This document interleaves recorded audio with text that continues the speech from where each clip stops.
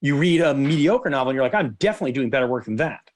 So there's this side of a young person can have that kind of belief in themselves. Now, but the other part is that you're also saying to yourself all the time, I'm deluded. I am totally deluded. This is a figment of my imagination. How could I possibly know whether I can do this? And so, but those two aspects of your internal life are very present on an ongoing basis.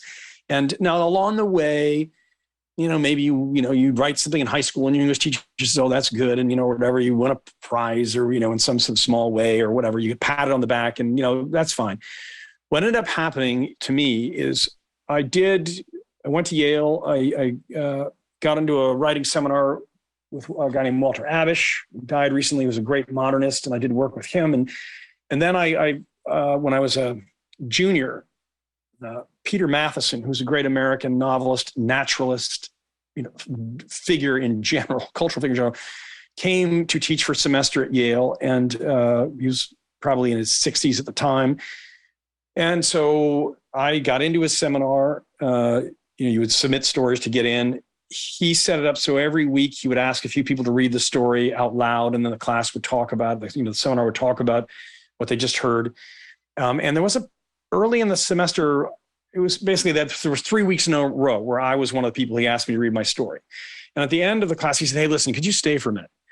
And so I stayed and everybody left. And he said, listen, I don't know anything about you. I don't know who you are. I don't know why you're here. I don't know what you want.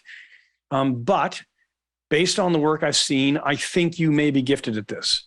And as a result, I'm going to take your time here very seriously. And I would hope that you're going to take your time with me very seriously too. And, that was a big turning point. That was a big turning point. Because then you're talking about, it's not your mother saying, oh, what a nice story, which means nothing. It means nothing. It is someone that you admire. I loved his writing. I loved him as a person. Looked up to him immediately and saying, I think that there's something here and that should be taken seriously. And so in a way, there's a covenant with that. And that's what he's really talking about, right? Is he's saying, I am going to invest, I'm going to pay particular attention to the work you're doing, and I expect the same in return from you.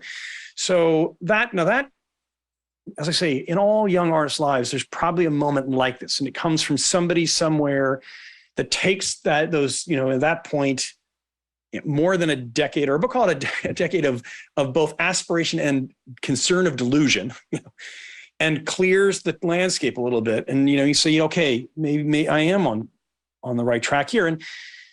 And you don't need someone to say that to you as a young artist all the time. You don't need a lot of people, and you don't need it all the time. You need like one really good person, and you can live off of that for like a decade.